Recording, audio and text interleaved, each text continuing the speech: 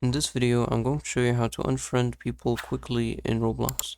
So here's my Roblox account, and to unfriend people, usually you go to connect, and then you click on the person who you want to unfriend, and then you click on the three dots, and then you click on remove connection or friend.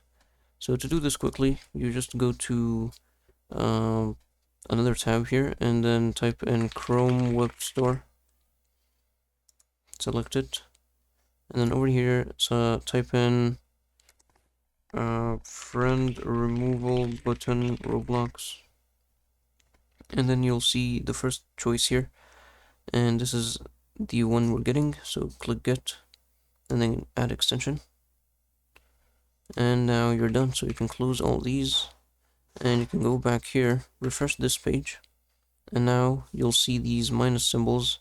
So whoever you want to unfriend, you can just click the minus symbol and it will instantly unfriend them. So be careful if you just click on one accidentally, because it doesn't give you like a prompt, yes or no.